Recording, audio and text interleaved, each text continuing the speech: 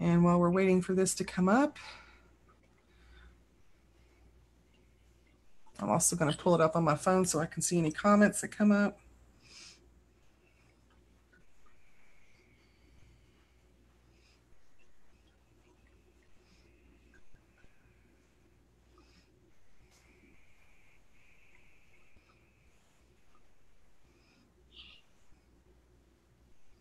All right, it looks like that we are live. So while we're waiting for everything in Facebook to catch up, I just want to say if anyone's out there that's jumping in on a replay, make sure you hit hashtag replay and that you also drop a comment to let us know that you're here. Ask any questions that you might have of Sydney as we go through this, and hit the like or the love button, and definitely let us know that you are enjoying what you're watching.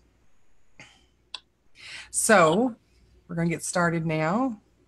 Welcome to Tuesday Talk Live. Today we have Sydney Wong, and I am so excited to have her here. Funding is always something that every new small business is really worried about, because you want to make sure that this wonderful dream that you have is going to be able to take off and get off the ground. And funding is always a huge thing for that. So today, Sydney has been gracious enough to join us and talk about what she has done. She's the founder and the CEO of Venturx.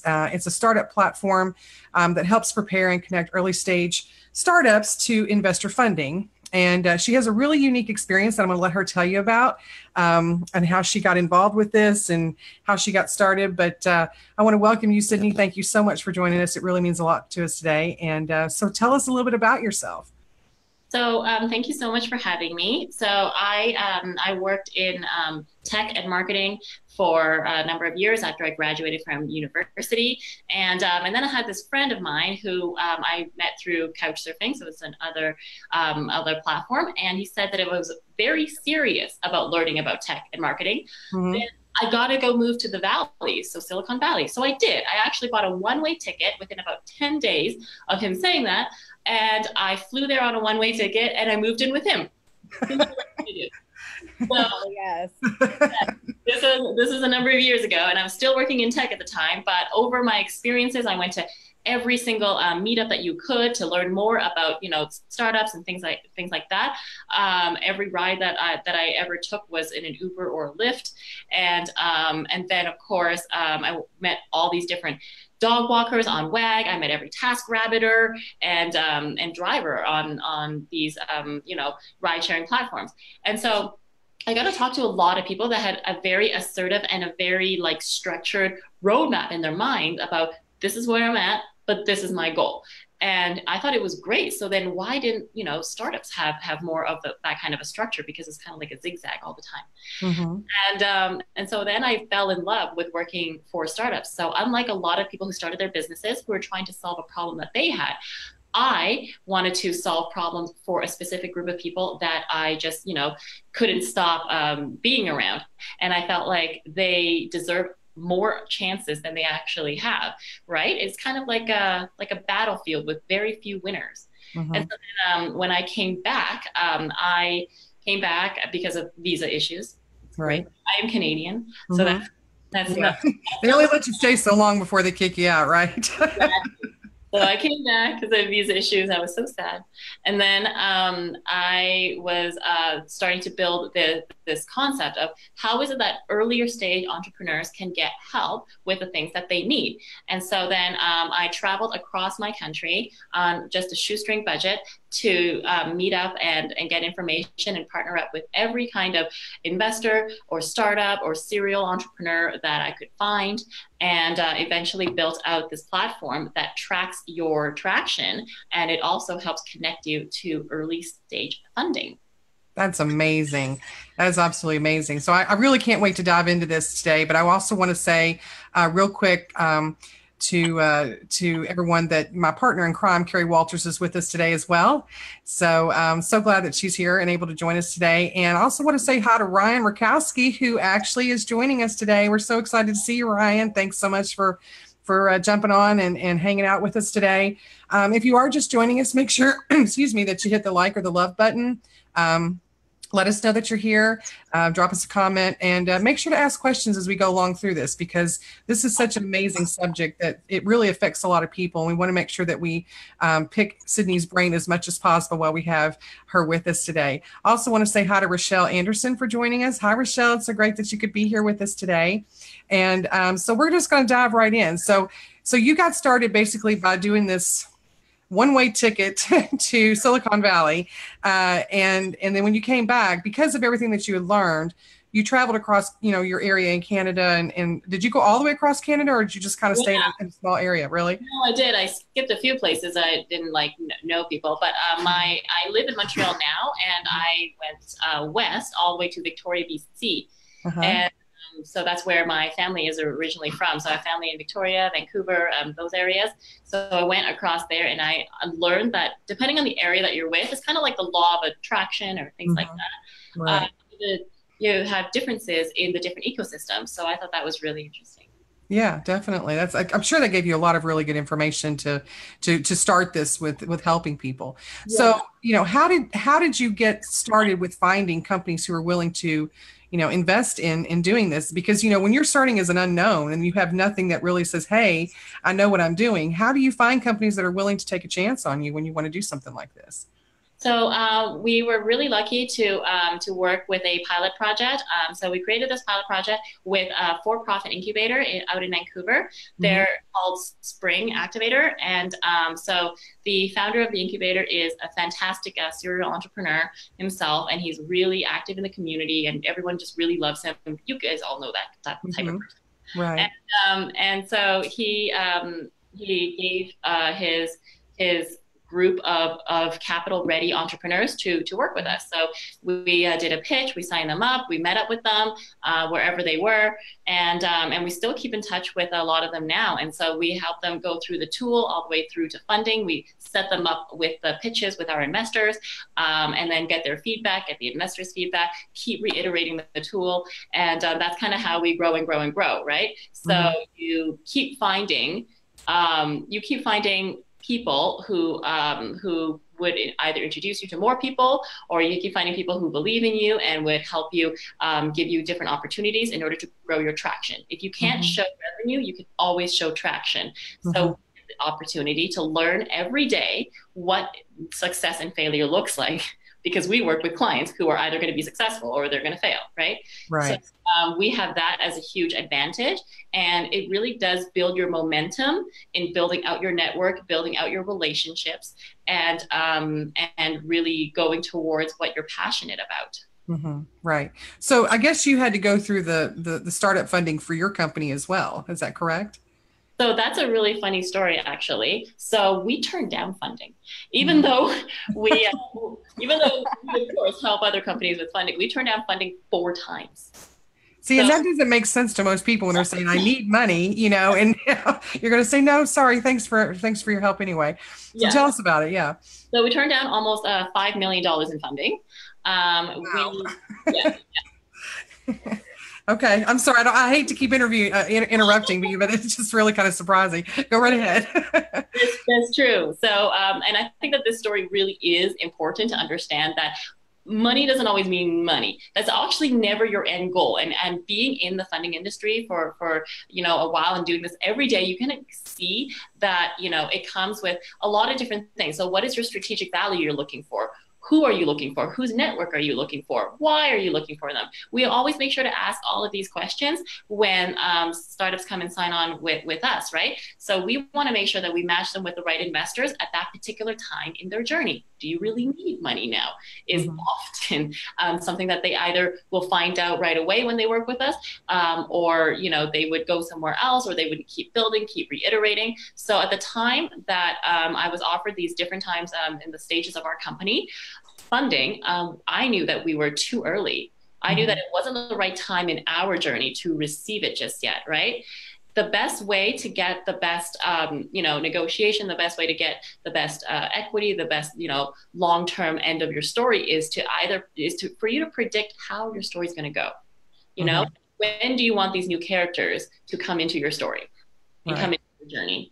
And, once you do, you have to make sure that you're optimizing, of course, the money, but also the value of them being your new partners, right? And Right. you want to make sure you have the right ones, that you take your time, and you want to make sure that it's not too early, because if it is too early, you're going to rise fast and fail fast. Right. That was one of the things that, like I said, benefiting from working closely with investors who were started before, as well as successful and unsuccessful startups. Mhm. We get to see both sides of that coin.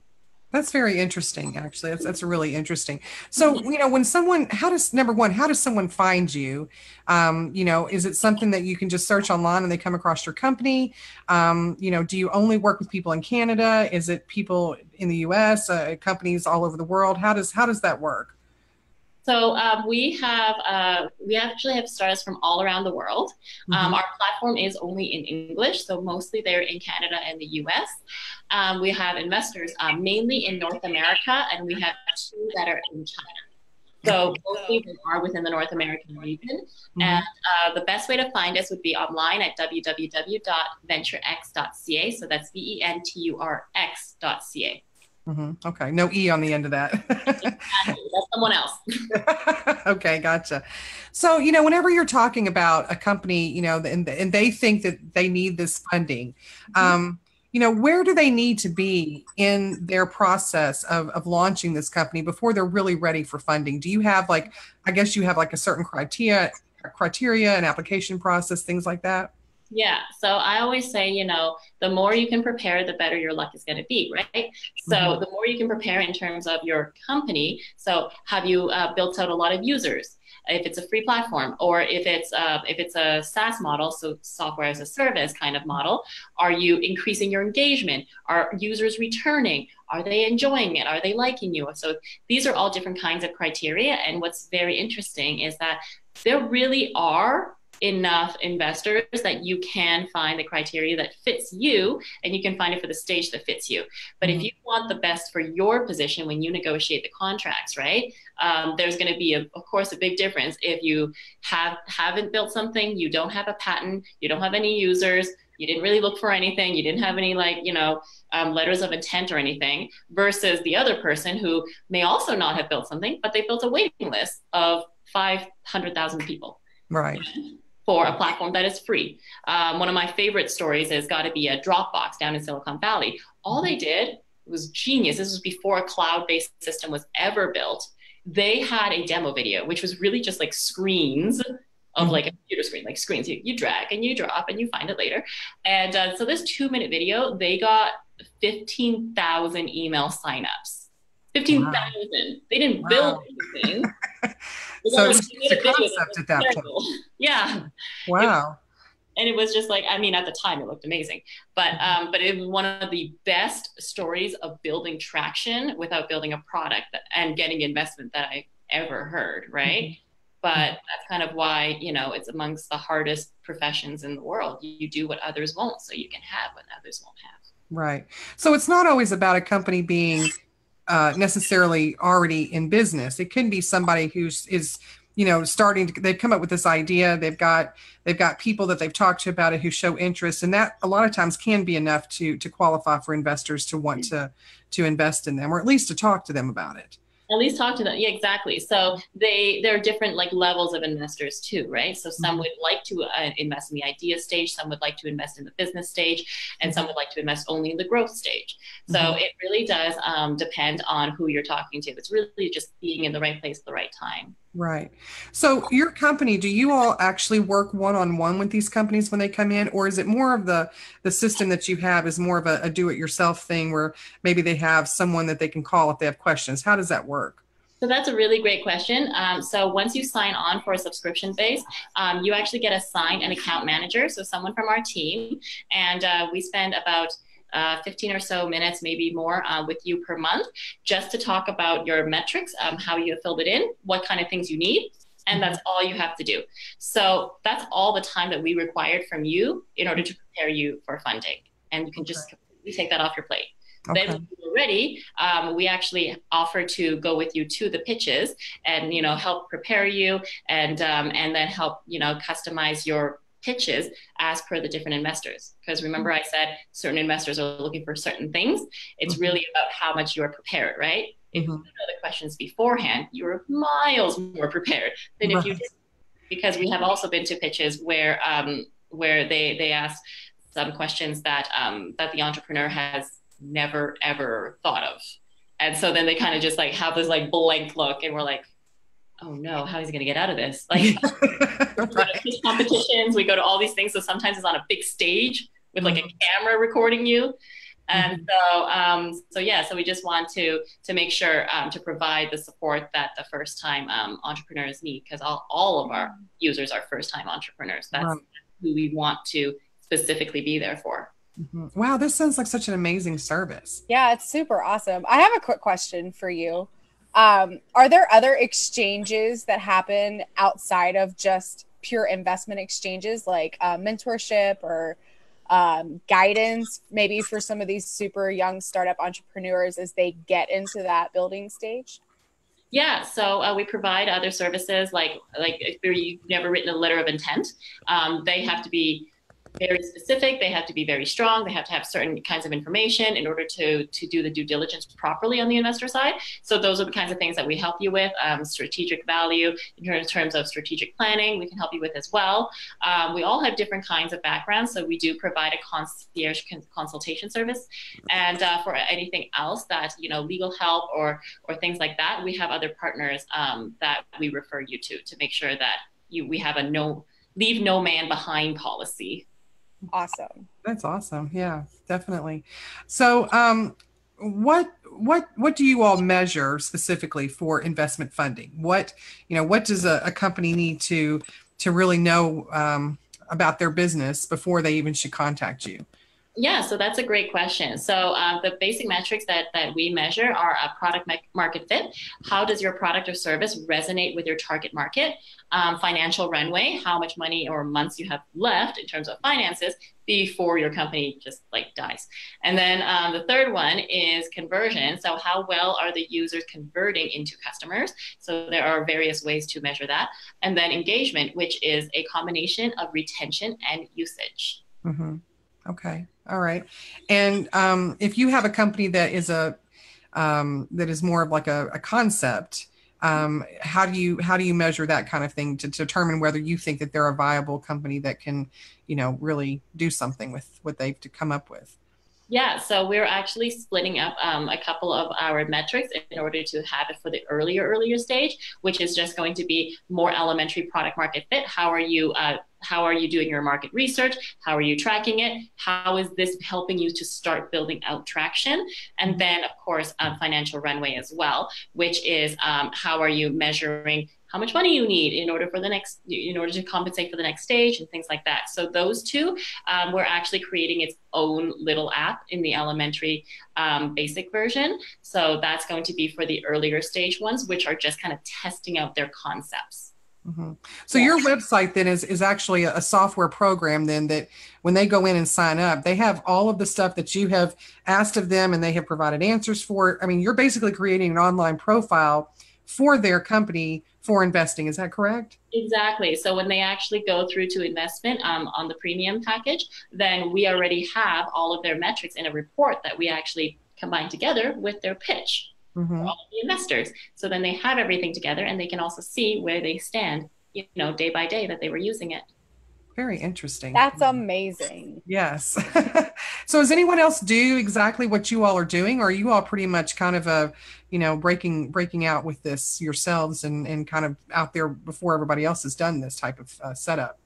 So no one else really does exactly what we do. Our mission to help startups that's who we want to help. Our mission for the industry as a whole is to bring transparency through analytics. And so people who tend to work in this industry, they do see that it hasn't been changed in forever. So we're the first one that's really disrupting this category in this way. That's amazing. Wow. It's fun to be first. Yeah, it is. It's exciting and it's scary and it's hard, but it's awesome. Yeah, especially if it takes off. That's awesome. Well, if anyone has any questions, for Sydney, please jump in and ask those because this is such great information. I'm just so excited to hear all of this. Like I said before when we first started, funding is such a huge part of any business getting off the ground, and having someone who has this kind of experience and know-how is just tremendous. And just it's a support system that most people don't have. And so, what is the typical length of time that you work with a client? So the typical subscription package is 3 months. Mm-hmm. So funding normally you can take 6 months or more. Some people have actually taken funding for like 18 months, which is like, this is on their own. So with us, we want to make sure to accelerate that process as quickly as possible because it's kind of your lifeline. So we have a very short package, which is 3 months, but you can get it month by month if you like. There are also some people who only are with us for 1 month. Oh, okay. All right. But the longest you typically work with someone is 3 months. The longest is 5 months. 5 months. Okay. Yeah. We have some people who also bought for a year, but they're still with us now. So we don't know how long they're going to stay. Okay. Okay.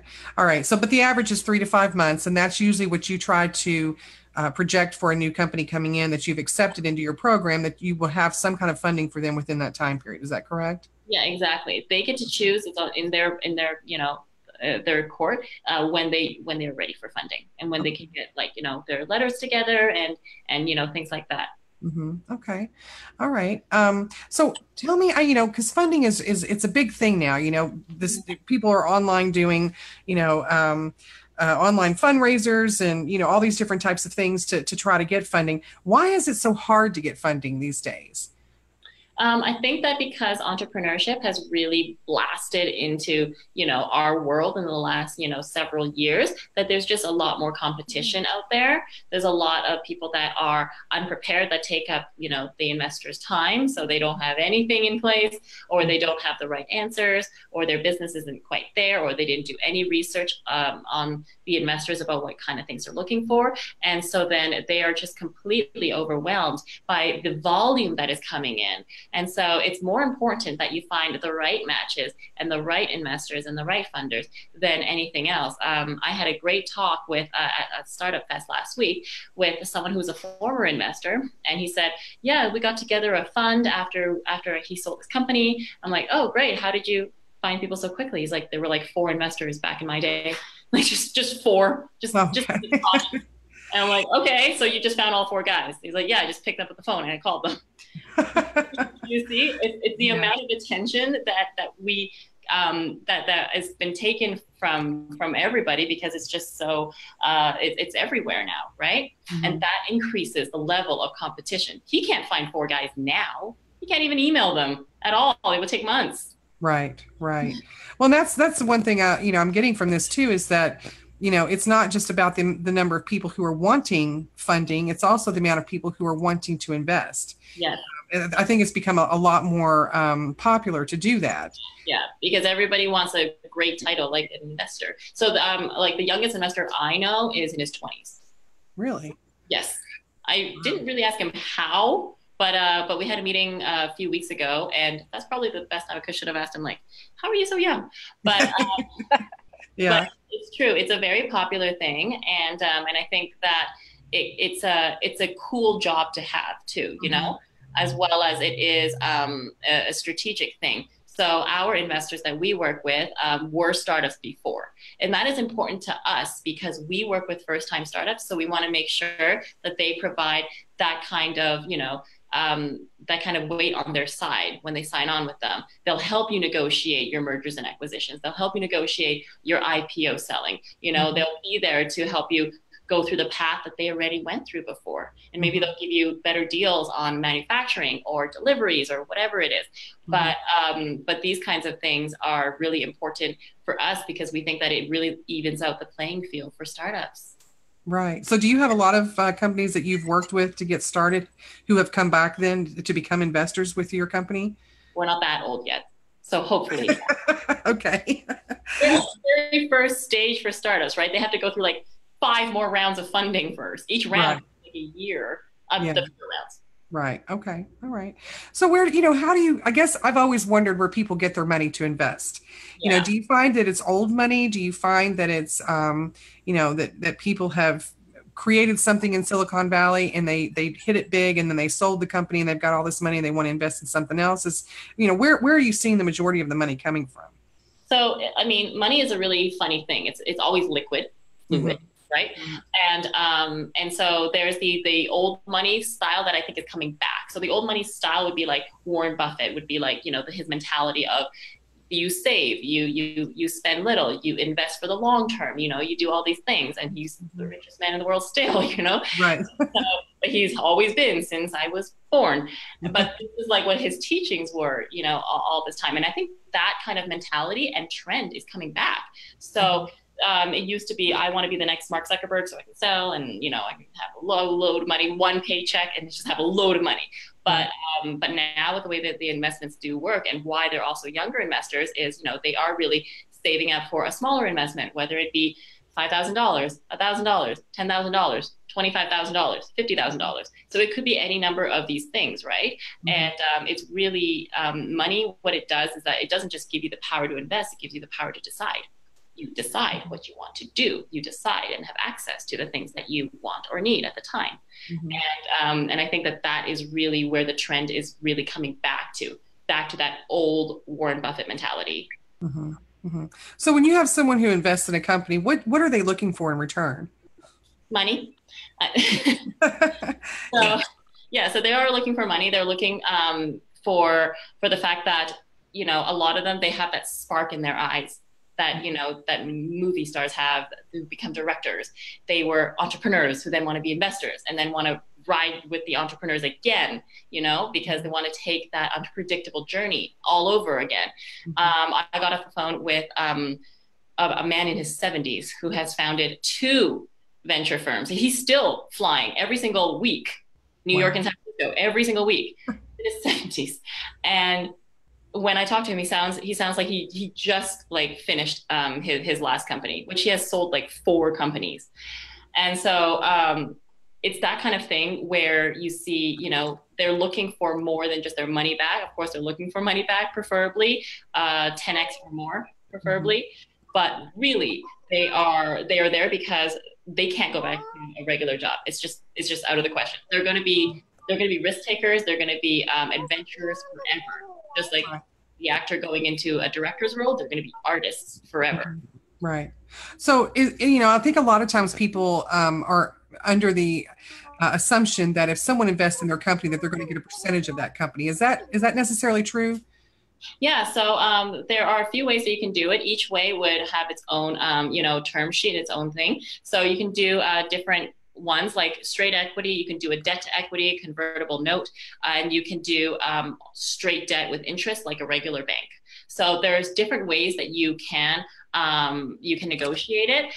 My best suggestion for new entrepreneurs that are looking for funding would be research those ways, write them down exactly your first preference, your second preference, your third preference. Okay. You don't have to show it to anybody.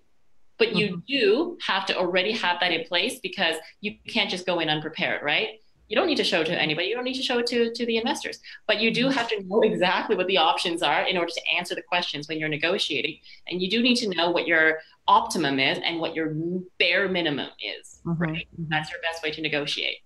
So can you explain a little bit more what those different options are? So, because a lot of people don't necessarily know what they mean.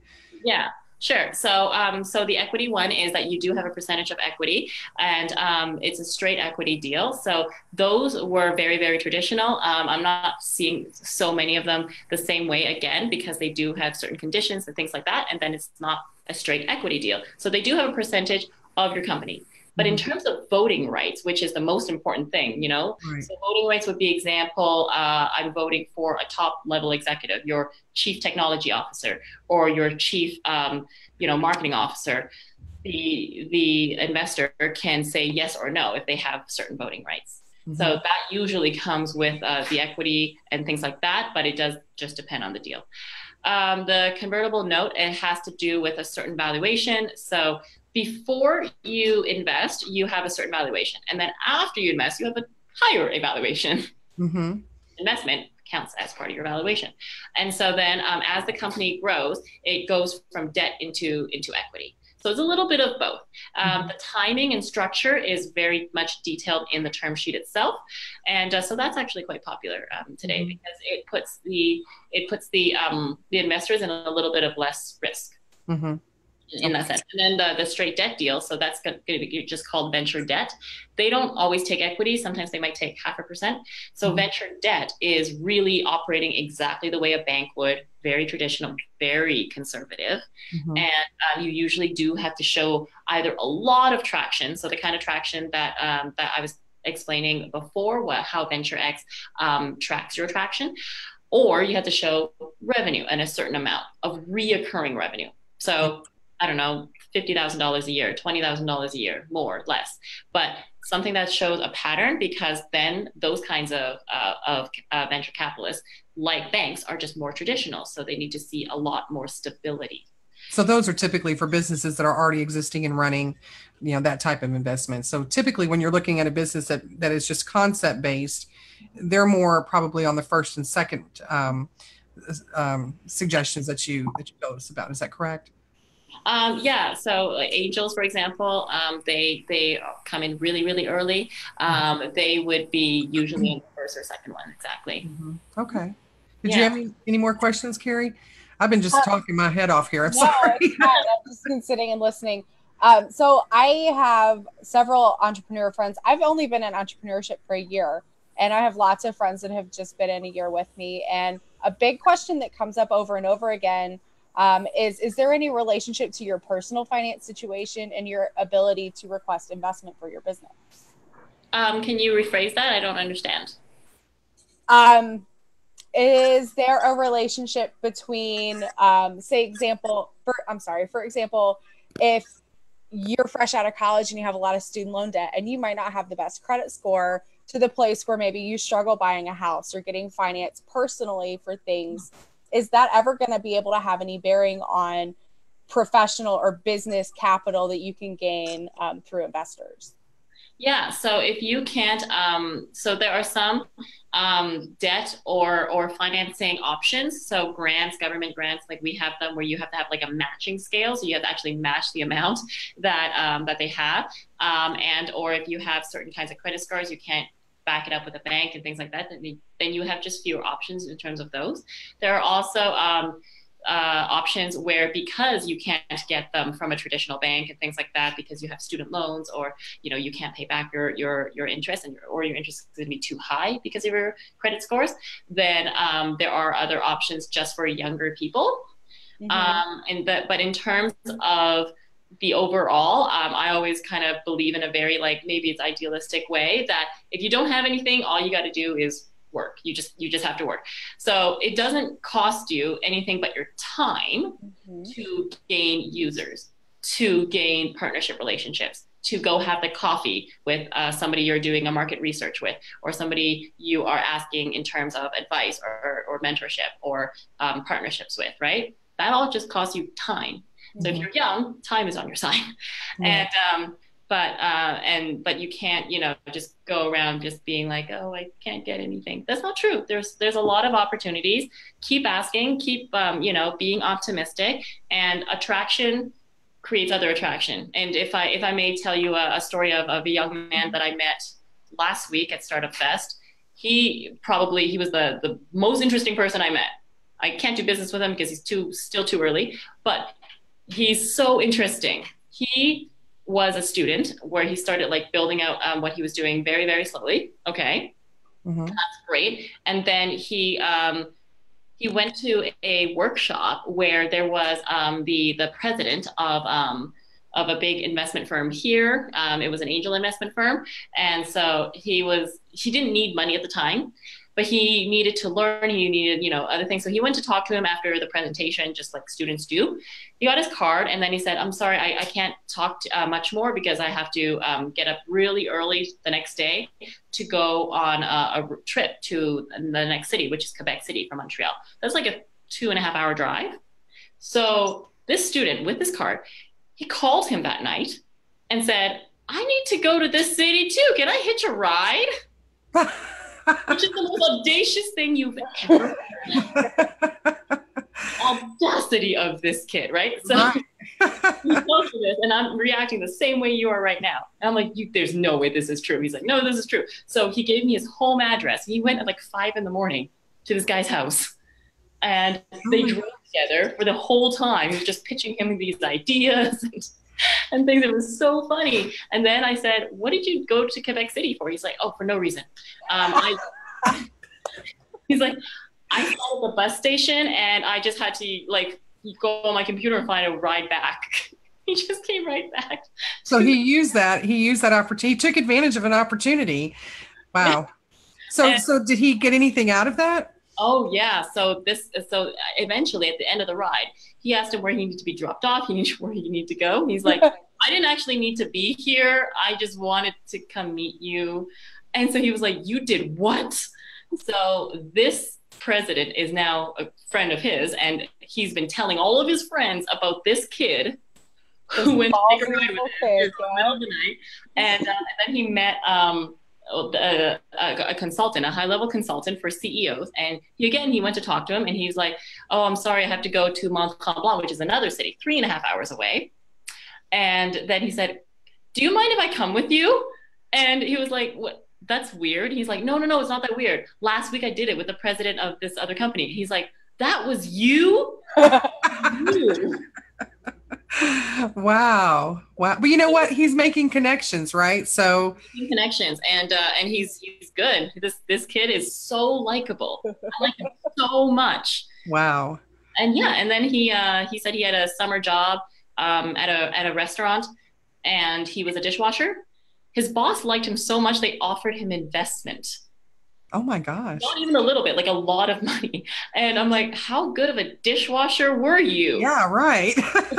He must be just personality plus.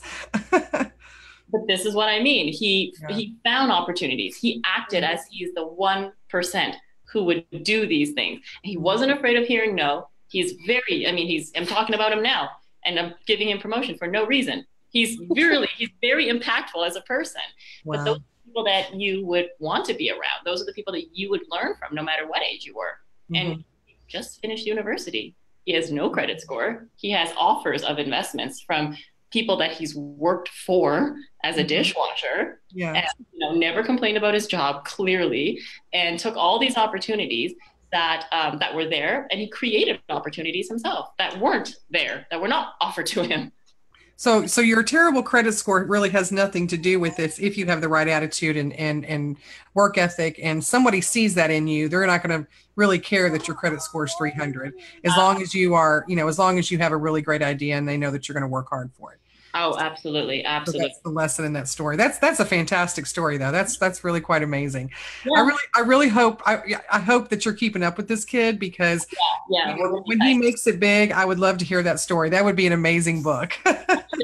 I've been encouraging him to go and apply to be a speaker at these festivals and conferences for other startups, because they need to hear it. They need to hear it. We need to hear from someone that young and who has created his own experiences in his life, Yeah. And I think a lot of people are really scared to do that. There's so much stigma about, what's appropriate, what's acceptable.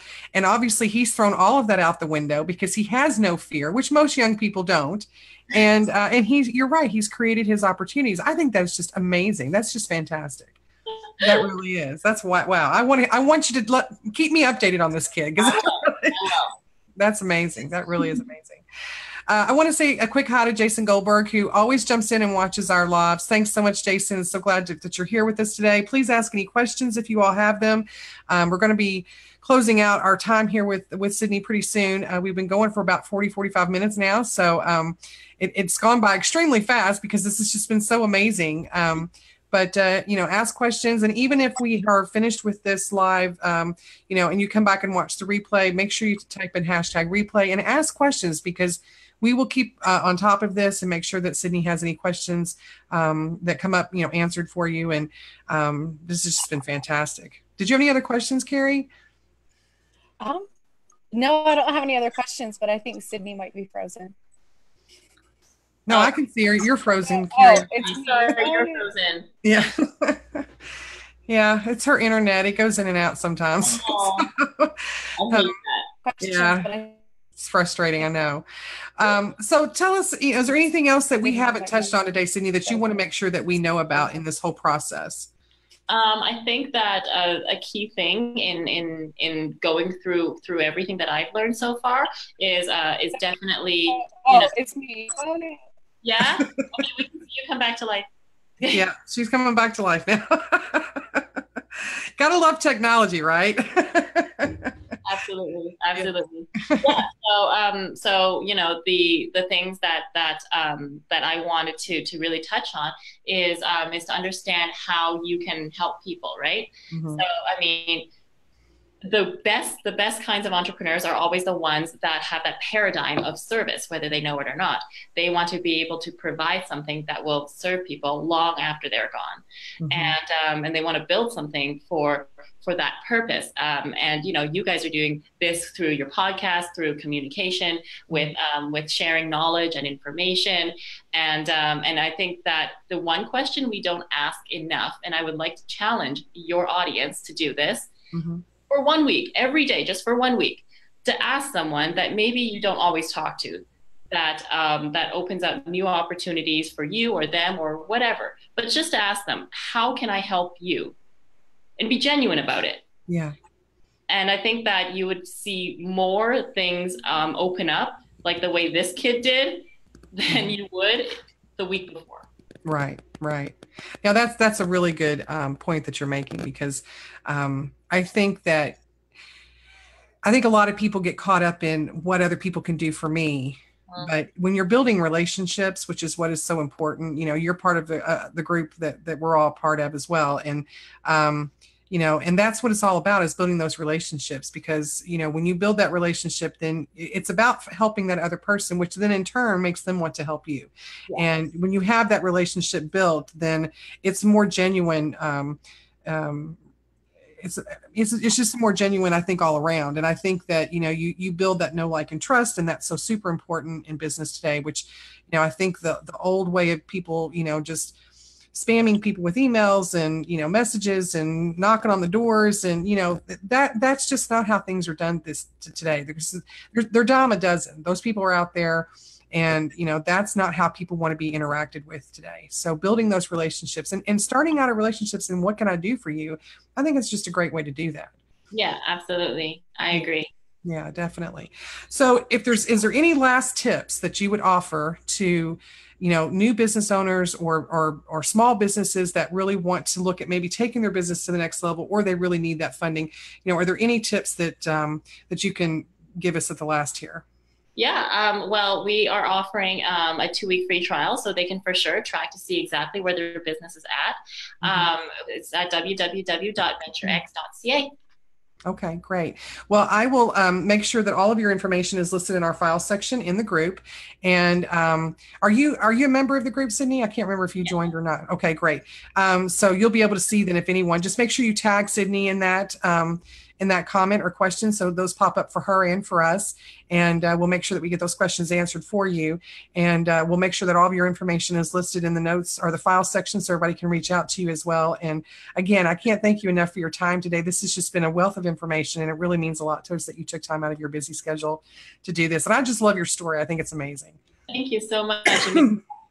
Well, you're welcome. And I think we lost Carrie. I think her internet finally did her in. So, she did say thank you so much. Pleasure chatting with you. So she did post that for us.